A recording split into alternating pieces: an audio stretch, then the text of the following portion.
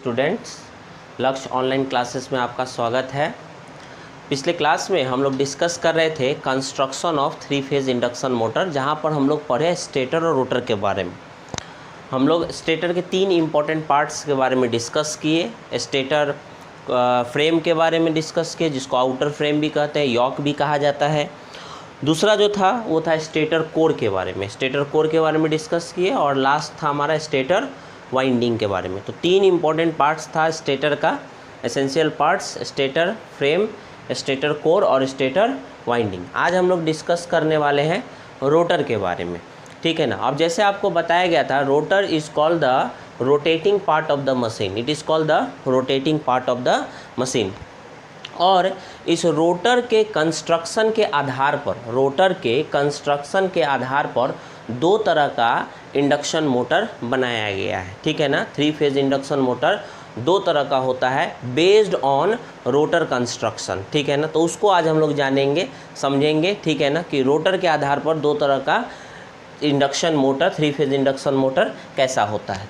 तो यहाँ पर आप लोग देख सकते हो, रोटर के बारे में हम लोग डिस्कस कर रहे हैं। It is the rotating part of the motor. जैसे कि हम लोग जानते हैं, there are 2 types of rotor which are employed in the 3 phase induction motor. Normally there are 2 types of rotor, ठीक है ना, 2 तरह का। पहला क्या है हमारा, पहला है स्क्विरल केज रोटर और simply cage rotor. Simply cage rotor मतलब हम लोग सीधे केज रोटर भी कहते हैं इसको, ठीक है ना, या इसको हम लोग स्क्विरल केज रोटर भी कह सकते हैं। क्लियर है। तो पहला जो है स्क्विरल केज रोटर है। तो इसीलिए इस कंस्ट्रक्शन, स्क्विरल केज रोटर के कंस्ट्रक्शन के आधार पर हम कहते हैं squirrel cage 3 phase induction motor. क्या कहा जाता है? Squirrel cage 3 phase induction motor. दूसरा जो हमारा रोटर है वो है फेज वाउंड और वाउंड रोटर। क्या कहा जाता है? फेज वाउंड और वाउंड रोटर। अच्छा, इसका सबसे इम्पोर्टेंट नाम जिसको हम लोग सबसे ज़्यादा कॉल करते हैं वो है स्लिप रिंग रोटर। तो actually phase wound wound rotor याद न रख के हम लोग रखते हैं स्लिप रिंग रोटर। तो स्लिप रिंग रोटर के आधार पर या फेज वाउंड या वाउंड रोटर के आधार पर हमारा एक 3 फेज इंडक्शन मोटर डिज़ाइन किया गया है, जिसको हम लोग कहते हैं slip ring 3 phase induction motor, या सीधे हम लोग कहते हैं स्लिप रिंग इंडक्शन मोटर। तो 2 तरह का हमारा मोटर बन गया यहाँ पर, ठीक है ना। एक हो गया स्क्विरल केज इंडक्शन मोटर और दूसरा हो गया हमारा स्लिप रिंग इंडक्शन मोटर। अब हम लोग जो है कि एक एक करके डिस्कस करते हैं, ठीक है, इंडिविजुअली। सबसे पहले हम लोग डिस्कस करेंगे स्क्विरल केज इंडक्शन मोटर के बारे में। पहला जो हमारा जो रोटर है वो है स्क्विरल केज रोटर, ठीक है। अब आप इस फिगर से देख सकते हो, यहाँ पर एक स्क्विरल केज रोटर का डायग्राम बनाया गया है, फिगर ड्रॉ किया गया है। इसमें ये जो दिख रहा है आप लोगों को दोनों साइड, ये है साफ्ट, ठीक है। और ये साफ्ट जो है इस रोटर के साथ अटैच्ड है, ठीक है। ये ब्लैक कलर का जो स्पोर्ट आपको दिख रहा है, ये सारा स्पोर्ट तो दिख रहा है, ये स्लॉट्स है, ठीक है ना। इसको हम लोग रोटर स्लॉट्स कहते हैं। जैसे आप लोग स्टेटर स्लॉट्स के बारे में पढ़े थे, याद होगा, स्टेटर के कोर पर, ठीक है ना, स्टेटर के कोर पर इनर पेरीफेरी में क्या किया जाता है, स्लॉट्स कट कर दिया जाता है, ठीक है ना। कुछ इस तरह का था हमारा, ये हमारा स्टेटर था, कुछ इस तरह का स्टेटर था। और स्टेटर के इनर पेरीफेरी में हम लोग क्या करते हैं, स्लॉट्स कट कर दिया जाता है। बिल्कुल उसी तरह रोटर होता है, तो रोटर के हमारा आउटर पेरीफेरी में हम लोग क्या करते हैं, स्लॉट्स जो है इस तरह कट कर देते हैं, ठीक है ना। तो स्लॉट्स इस तरह बना दिया जाता है और इसी स्लॉट्स में हम लोग क्या करते हैं, कंडक्टर प्लेस करते हैं। क्या करते हैं? कंडक्टर प्लेस करते हैं। ये हो गया स्टेटर स्लॉट्स, ठीक है ना, जैसे आपको बताया गया था स्टेटर स्लॉट्स। ये हो गया हमारा रोटर स्लॉट्स। और इस रोटर स्लॉट्स में आउटर पेरीफेरी में, इस तरह आउटर पेरीफेरी में बाहर की ओर जो है कि कटिंग किया जाता है और इसी में हम लोग कंडक्टर, ठीक है ना, प्लेस्ड करते हैं, ठीक। और यहाँ पर क्या है, इनर स्लॉट्स है, इनर पेरीफेरी में। क्लियर है। तो यहाँ पर ये जो ब्लैक कलर का जो हम लोग स्पॉट्स बना है, ये सारा जो है रोटर स्लॉट्स है, ठीक। और यहाँ पर ये जो ब्लू लाइन से आप दिख रहा है, ये सारा जो ब्लू लाइन से दिख रहा है, these are called rotor bars. क्या है हमारा? रोटर बार्स या रोटर कंडक्टर्स भी कह सकते हो। और दोनों साइड से आप देखोगे कि हमारा एक अलग से इंड रिंग्स लगा हुआ है, end rings. Normally this end rings are provided to short circuit this rotor bars. Rotor bars को शॉर्ट सर्किट करने के लिए हम लोग दोनों साइड से इंड रिंग्स का यूज़ करते हैं, ठीक है ना। और ये इंड रिंग्स जो होता है ख़ास तौर पे कॉपर मटेरियल का बनाया जाता है, जिसको हम लोग फोर्ज्ड कॉपर कहते हैं, ठीक है ना। तो इससे मैकेनिकल स्ट्रेंथ जो है वो काफ़ी हाई होता है, ठीक है। अब इसको हम लोग समझते हैं, एक्चुअली इस तरह का कंस्ट्रक्शन बनाया गया है, ठीक है ना। तो ये जो कंस्ट्रक्शन डिज़ाइन किया गया है, ठीक है, तो ये जो एक्चुअली जो शेप इसका जो बनेगा, बन के जो निकल के आता है, वो एक स्क्विरल केज टाइप का डिज़ाइन बन के आता है, ठीक है ना। स्क्विरल केज जैसे गिलहरी होता है ना, गिलहरी का जो घर होता है, बिल्कुल उसी तरह का। केज का मतलब होता है पिंजरा और स्क्विरल मतलब हुआ गिलहरी। तो गिलहरी के पिंजरे के जैसा जो है शेप बन के आता है, इसलिए हम लोग इसका नाम देते हैं स्क्विरल केज टाइप रोटर। क्या नाम देते हैं? Squirrel cage type rotor. और इसमें जो देखोगे आपकी जो स्लॉट्स नॉर्मली जो हम लोग कट करते हैं, इस स्लॉट्स में जो हम रोटर बार रखते हैं, जो रोटर कंडक्टर्स प्लेस करते हैं, वो रोटर कंडक्टर्स वो स्ट्रेट नहीं रखते हैं, ठीक है ना, पैरेलल टू द शाफ्ट नहीं रखते हैं। Actually parallel to the shaft क्यों नहीं रखा जाता है? इसको स्लाइटली स्क्यूड नेचर का रखा जाता है। स्क्यूड का मतलब होता है थोड़ा सा तिरछा। तो तिरछा क्यों रखा जाता है, ठीक है ना, इसको हम लोग थोड़ा सा समझेंगे। एक्चुअली 3 फेज़ इंडक्शन मोटर जो स्क्विरल केज टाइप रोटर है, ठीक है ना, squirrel cage type 3 phase induction motor, इस तरह के मशीन का जो स्टार्टिंग टॉर्क होता है वो स्टार्टिंग टॉर्क काफ़ी लो होता है, ठीक है ना। स्टार्टिंग टॉर्क जो होता है वो काफ़ी लो होता है। तो हम लोग इसके स्टार्टिंग टॉर्क को इम्प्रूव करने के लिए, अच्छा करने के लिए हम लोग क्या करते हैं, ये जो रोटर बार्स है, ये रोटर बार्स को स्लाइटली स्क्यूड नेचर का बनाते हैं। क्या बनाते हैं? स्लाइटली स्क्यूड नेचर का बनाते हैं, ठीक है ना। इससे क्या होता है कि यदि हम स्क्विंग करें, कोई चीज़ को यदि स्क्विंग करें, सपोज़ कीजिए, ऐसे समझिए कि मान लीजिए हमारा इस तरह का हमारा ये हो गया केज, ठीक है, ये केज हो गया। अब कोई कंडक्टर को आप इस तरह रखते हो, स्ट्रेट रखते हो, ठीक है ना, स्ट्रेट रखते हो, और इसी कंडक्टर को यदि हम इस तरह तिरछा रखेंगे तो डेफिनेटली क्या होगा, इसके कंपैरिजन में इसका जो लेंथ होगा वो लेंथ काफ़ी हाई हो जाएगा, ठीक है ना। लेंथ क्या होगा हमारा? ज़्यादा हो जाएगा, है ना। और लेंथ यदि हाई होगा तो हम कह सकते हैं, हम लोग जानते हैं कि R बराबर रॉ L बाई ए, हम लोग जानते हैं R बराबर रॉ L बाई ए। और रेसिस्टेंस को बढ़ाने, लेंथ को बढ़ाने से क्या होगा, रेसिस्टेंस का वैल्यू बढ़ेगा, ठीक है ना। लेंथ यदि बढ़ता है तो क्या होगा, हमारा रेसिस्टेंस का वैल्यू बढ़ेगा। और आप लोग पढ़े हो कि cos theta, again cos theta this is equal to R by Z, पढ़े हो, cos theta is equal to R by Z, ठीक है ना। और यदि R बढ़ेगा तो definitely cos theta power factor का वैल्यू क्या होगा, हमारा इंक्रीज करेगा। और यदि पावर फैक्टर बढ़ता है तो डेफिनेटली हम कह सकते हैं कि स्टार्टिंग टॉर्क का वैल्यू क्या होगा, हमारा इंक्रीज करेगा, because again T is equal to VI cos phi. और आगे चल के देखेंगे भी कि जो टॉर्क है वो पावर फैक्टर पर डिपेंड करता है। तो यहाँ से इस कॉन्सेप्ट से ये तो क्लियरेंस मिला कि यदि हम रोटर को स्लाइटली स्क्यूड नेचर का रखें, थोड़ा सा तिरछा रखें, तो इससे क्या होगा, लेंथ जो है वो इंक्रीज़ करेगा। और लेंथ के इंक्रीज़ करने से रेसिस्टेंस का जो वैल्यू होगा वो क्या होगा, इंक्रीज़ करेगा। और रेसिस्टेंस के इंक्रीज़ करने से पावर फैक्टर का वैल्यू इंक्रीज़ करेगा। और पावर फैक्टर बढ़ने से क्या होगा, हमारा स्टार्टिंग टॉर्क में इम्प्रूवमेंट होगा। तो इस तरह के मशीन के स्टार्टिंग टॉर्क को इम्प्रूव करने के लिए हम लोग क्या करते हैं, स्लाइटली स्क्यूड नेचर का जो है कि डिज़ाइन किया जाता है। अब देखोगे कि ये जो कंडक्टर बार्स है, ठीक है ना, ये जो कंडक्टर्स है या बार्स कह सकते हो या रोटर बार्स कह सकते हो, इसको क्या किया जाता है, दोनों एंड से कॉपर रिंग के माध्यम से, हेल्प से क्या करते हैं, दोनों साइड से हम लोग शॉर्ट कर देते हैं। शॉर्ट क्यों करते हैं, what is the reason behind it, short क्यों किया जाता है, ठीक है ना हमारा। तो सबसे पहले आप लोग जैसे जानते हो, ठीक है ना, कि जब हम 3 फेज सप्लाई स्टेटर पर देते हैं तो क्या होता है, एक रोटेटिंग मैग्नेटिक फील्ड प्रोड्यूस होता है। और उस रोटेटिंग मैग्नेटिक फील्ड के कारण रोटर जो है क्या होता है, रोटेट करना चालू कर देता है। अब जब रोटर रोटेट करता है तो क्या होता है, हमारा उस मैग्नेटिक फील्ड के कारण जो हमारा रोटर जो रोटेट कर रहा है, तो उस रोटर में क्या होता है, एक EMF इंड्यूस होता है। और फिर रोटर कंडक्टर्स में EMF इंड्यूस होता है और फिर करंट फ्लो करने लगता है ना। तो जब करंट फ्लो करेगा तो करंट के फ्लो करने के लिए क्लोज पाथ का होना ज़रूरी है, ठीक है ना। तो क्लोज सर्किट बनाने के लिए, क्लोज पाथ बनाने के लिए हम लोग क्या करते हैं, इस रोटर कंडक्टर्स को दोनों एंड से क्या कर देते हैं, शॉर्ट सर्किट कर देते हैं with the help of copper rings, with the help of copper rings, जिसको हम लोग फोर्स्ड कॉपर कहते हैं, ठीक है ना।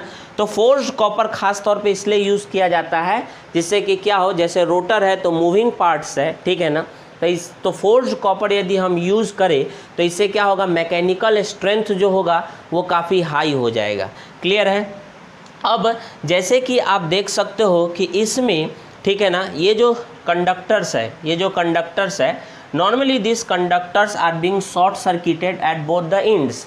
इसका मतलब ये हुआ कि इस तरह के रोटर में या इस तरह के मशीन में आपको एक्सटर्नल रेसिस्टेंस अब आप इसमें ऐड नहीं कर सकते हो, ठीक है ना, बिकॉज दोनों एंड पर आपको शॉर्ट सर्किट है। तो शॉर्ट सर्किट होने से क्या होता है कि आप एक्सटर्नल रेसिस्टेंस, सपोज करो कि आप टॉर्क को और इंक्रीज़ करना चाहते हो, स्टार्टिंग टॉर्क को और इंक्रीज़ करना चाहते हो, तो इस तरह के, ठीक है ना, मशीन में या रोटर में आप एक्सटर्नल रेसिस्टेंस आप अलग से ऐड नहीं कर सकते हो, because the rotor bars are short circuited with the help of end rings which are made of forced copper. तो there is no mean to add any external resistance in this types of machine. अब यहाँ पर एक और चीज़ बहुत important है, ठीक है ना हमारा, जैसे कि अभी आप देखें कि दिस कंडक्टर्स आर बीइंग, ठीक है ना, being skewed in nature, slightly skewed in nature. तो इसके पीछे और भी बहुत सारा इम्पॉर्टेंट, ठीक है ना, एडवांटेजेस है कि हम लोग रोटर कंडक्टर्स को स्क्यूइंग नेचर का क्यों रखते हैं। एक्चुअली यदि हम स्क्यूइंग नेचर का रखें, ठीक है ना, देखिएगा थोड़ा ध्यान दीजिएगा, यदि स्क्यूइंग नेचर का रखें तो सबसे पहले जैसे आपको बताया कि लेंथ हाई होगा, रेजिस्टेंस हाई होगा, जिससे क्या मिलेगा हमको, पावर फैक्टर इंक्रीज करेगा और स्टार्टिंग टॉर्क इंप्रूव होगा। इसका पहला एडवांटेज है। दूसरा एडवांटेज क्या देखने को मिला, यदि हम रोटर को स्क्यूड नेचर का रखते हैं तो मोर यूनिफॉर्म टॉर्क प्रोड्यूस होगा। क्या होगा हमारा, मोर यूनिफॉर्म टॉर्क प्रोड्यूस होगा, ठीक है ना हमारा।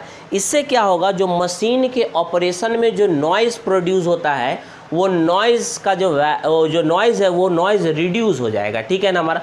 जो आवाज़ आती है, ठीक है ना, जब ऑपरेशन कराते हैं, मशीन को स्टार्ट करते हैं या रनिंग कंडीशन में जो आवाज़ आती है वो आवाज़ जो है वो क्या हो जाएगा हमारा, रिड्यूस हो जाएगा, वो नॉइज़ जो है रिड्यूस हो जाएगा। क्यों रिड्यूस होगा, because there is a more uniform torque due to this skewing nature. Skewing nature होने के कारण क्या होगा हमारा कि जो है यूनिफॉर्म टॉर्क प्रोड्यूस होगा, जिससे नॉइज़ जो है वह कम हो जाएगा। दूसरा क्या इसका एडवांटेज, और क्या एडवांटेज है, एडवांटेज ये है कि जैसे कि यदि हम स्क्यूइंग नेचर का रखें, ठीक है ना, तो लॉकिंग टेंडेंसी जो है वो रिड्यूस कर जाएगा। अब ये समझने का बात है कि लॉकिंग टेंडेंसी होता क्या है। तो रोटर का लॉकिंग टेंडेंसी जब हम कह रहे हैं तो एक्चुअली देखोगे कि स्टेटर टीथ और रोटर टीथ यदि दोनों को सामने सामने रखें तो क्या होगा, there will be a locking tendency between the stator and the rotor teeth. तो स्टेटर और रोटर टीथ के बीच में क्या होगा, लॉक होने का टेंडेंसी जो है वो बढ़ जाएगा, ठीक है ना। इसके कारण क्या होगा, ठीक है ना, कि जो रोटर का जो स्पीड होगा, ठीक है ना, वो स्टेटर के स्पीड के बराबर होगा। स्टेटर स्पीड मतलब यहाँ रोटेटिंग मैग्नेटिक फील्ड की स्पीड की बात कर रहे हैं हम लोग। तो रोटेटिंग मैग्नेटिक फील्ड का स्पीड और रोटर का स्पीड दोनों क्या हो जाएगा हमारा, सेम हो जाएगा, जो कि हम लोग 3 फेज़ इंडक्शन मोटर में, ठीक है ना, हम लोग ये होना नहीं चाहिए। होना क्या चाहिए हमारा कि जो रोटर का जो स्पीड है वो स्लाइटली कम होना चाहिए in comparison to the rotating magnetic field. यदि रोटर का स्पीड, ठीक है ना, और रोटेटिंग मैग्नेटिक फील्ड का स्पीड क्या होगा, यदि सेम हो जाएगा, वैसे केस में क्या हो जाएगा, वैसे केस में होगा क्या कि जो रिलेटिव स्पीड होगा दोनों के बीच में वो 0 हो जाएगा।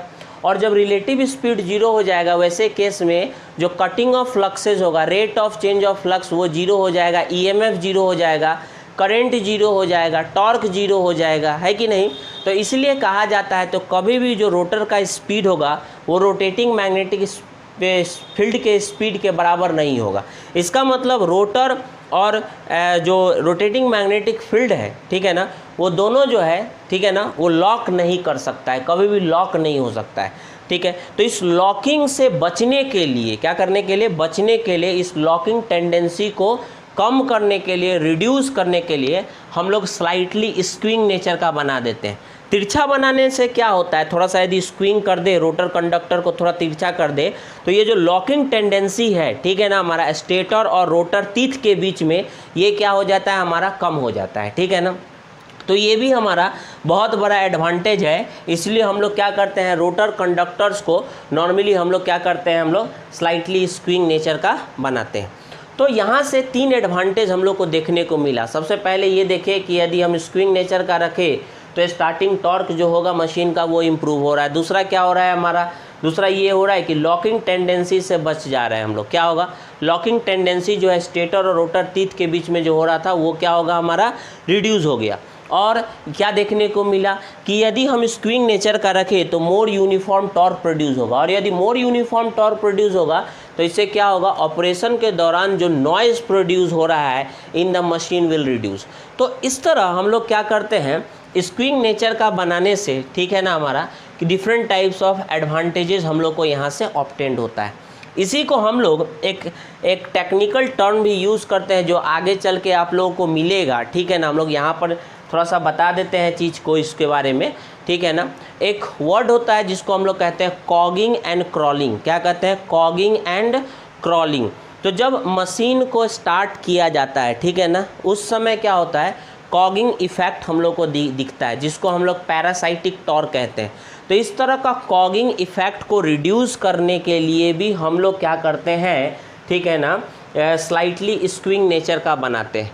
और जब मशीन रनिंग कंडीशन में होता है, ठीक है ना, हमारा रनिंग कंडीशन में होता है, तो उस समय हम लोग को एक क्रॉलिंग इफेक्ट दिखता है। क्या आता है, हमारा क्रॉलिंग इफेक्ट। तो इस क्रॉलिंग इफेक्ट को भी कम करने के लिए, ठीक है ना, हम लोग रोटर बार्स को क्या करते हैं, स्लाइटली स्क्यूड नेचर का बनाते हैं।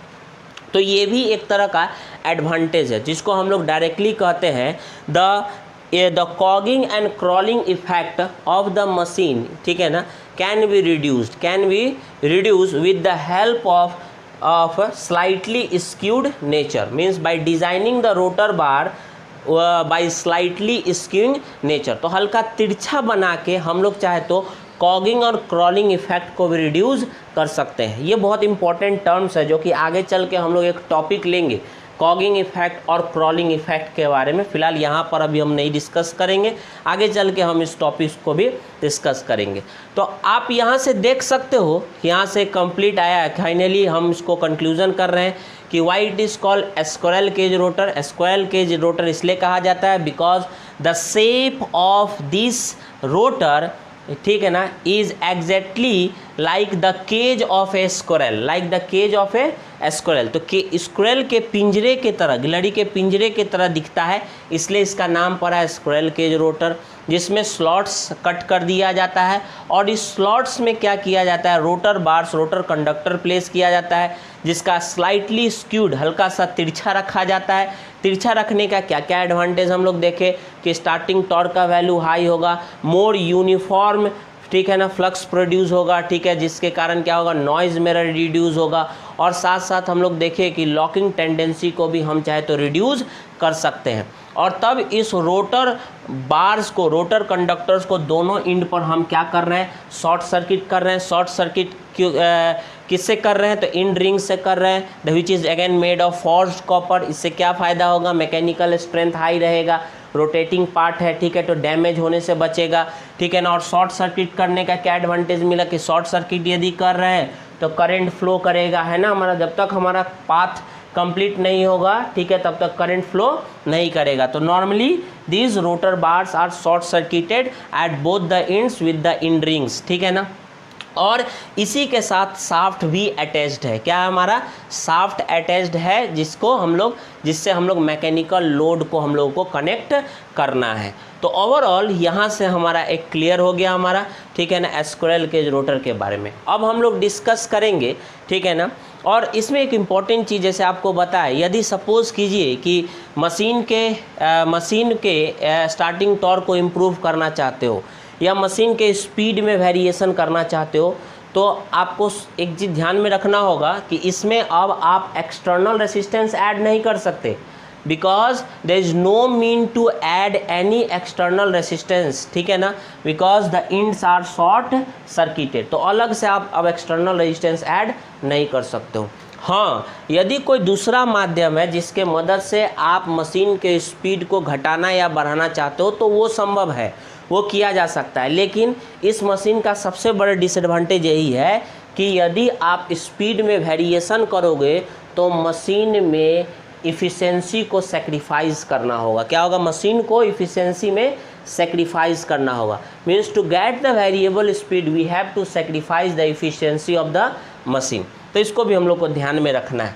नेक्स्ट जो आते हैं वो है स्लिप रिंग इंडक्शन रोटर के बारे में। तो जो अभी हम लोग डिस्कस किए स्क्विरल केज रोटर के बारे में, उसी को आपको यहाँ पर थ्योरी में भी लिख दिए हैं, ठीक है ना, जिससे कि आप लोगों को आसान हो जाएगा, ठीक है, समझने में भी, और नोट्स भी आप लोगों का तैयार हो जाएगा। तो क्या क्या पॉइंट्स हम यहाँ पर मेंशन किए हैं। सबसे पहला है, in practice nearly 90% of the induction motor are squirrel cage type. तो जैसे आपको बताए थे कि इंडस्ट्रीज़ में सबसे ज़्यादा यूज जो होता है वो 3 फेज़ इंडक्शन मोटर का होता है ना। तो उसमें भी 90% या 80 to 90% भी आप लिख सकते हो यहाँ से। 80 to 90% जो इंडक्शन मोटर होता है वो स्क्विरल केज रोटर टाइप होता है, ठीक है ना। और क्यों होता है, क्या कारण है इसके पीछे? Because these rotors are simplest in design, ठीक है ना, and they are rugged in construction. तो काफ़ी जो है कि मजबूत होता है, रोबोस्ट होता है, रग्ड होता है, ठीक है ना, और सिंपल इन डिज़ाइन होता है, इसलिए इस तरह के मशीन का खास तौर पे यूज़ किया जाता है। The rotor winding consist of insulated conductor in the form of copper और एल्युमिनियम बार्स। जैसे आपको बताए थे कि always the winding material which we are using is made of copper. यहाँ एल्युमिनियम के बारे में भी जिक्र किया गया है, लेकिन हम लोग एल्युमिनियम बार्स, एल्युमिनियम कंडक्टर का यूज़ नहीं करते हैं, ठीक है ना। मेंशन है, लिखा हुआ है, ठीक है, लेकिन जब भी हम यूज़ करते हैं तो हम लोग हमेशा जो है कि कॉपर कंडक्टर्स, कॉपर बार्स का ही यूज़ किया जाता है, ठीक है ना। Embedded in the semi circular slots, तो जो स्लॉट्स कट कर दिया जाता है, ठीक है ना, जो कट कर दिया जाता है रोटर के पेरीफेरी पर, आउटर पेरीफेरी पर, वहाँ पर हम क्या करते हैं, वहाँ पर इस तरह के कंडक्टर्स, रोटर कंडक्टर्स हम लोग प्लेस करते हैं, जो कि खास तौर पे कॉपर मटेरियल का बना हुआ रहता है। All these copper or aluminium bars are joined at each end by metal ring called end rings।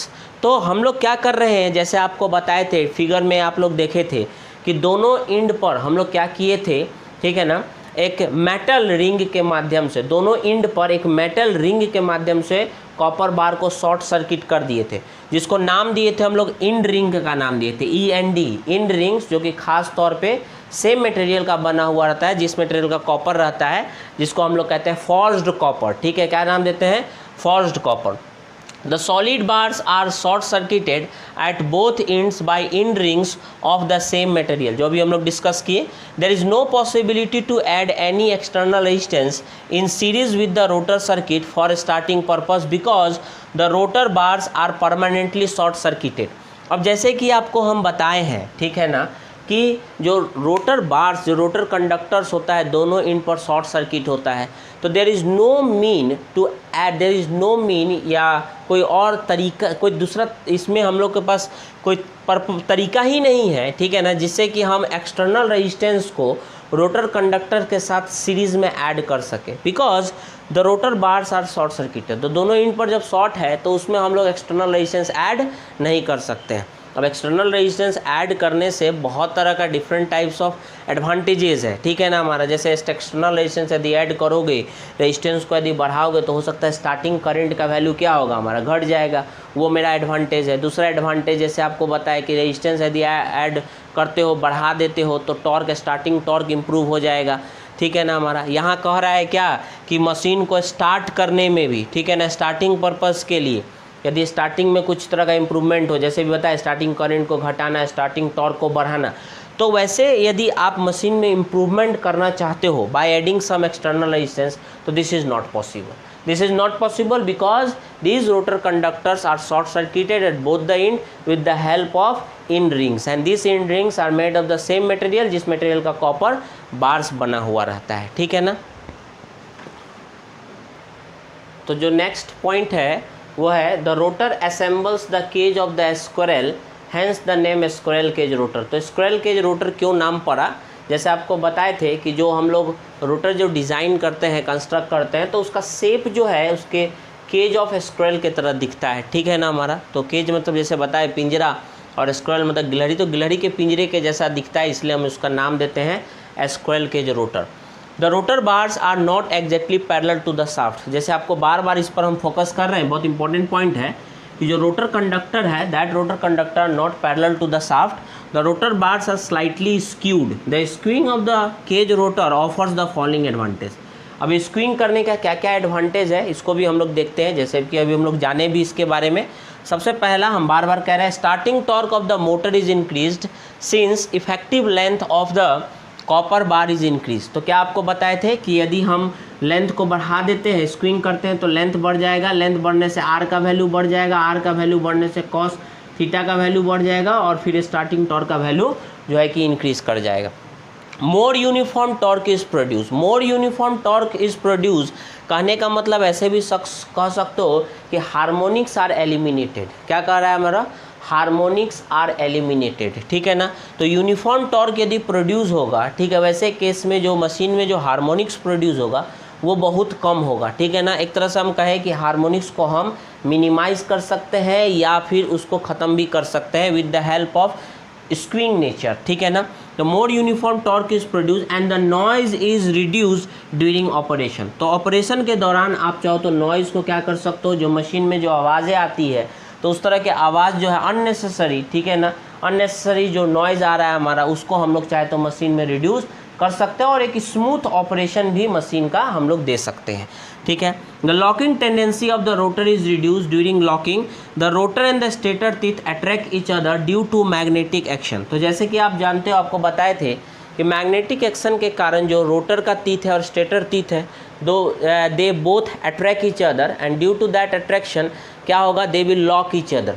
और लॉकिंग होने के कारण क्या होगा, the rotor speed will be the speed of the rotating magnetic field. In that case the cutting of the fluxes will be zero, ठीक है, EMF will be zero, current will be zero and hence the torque will be zero and the machine will come to again stand still condition. तो वो जो है machine जो है वहाँ बंद हो जाएगा। तो उसके लिए क्या करते हैं, लॉक ना हो, इस तरह का कोई लॉकिंग ना हो, तो लॉकिंग से बचने के लिए हम लोग क्या करते हैं, थोड़ा सा स्लाइटली स्क्विंग नेचर का बनाते हैं, जिससे एक बहुत एडवांटेज मिल जाता है, लॉकिंग से बचा जा सकता है और मशीन जो है स्मूथली जो है कि हमारा रन करता है। तो ये कुछ पॉइंट्स है, important points related to squirrel cage rotor. अब हम लोग देखते हैं स्लिप रिंग रोटर के बारे में, जिसको हम लोग वाउंड रोटर भी कहते हैं।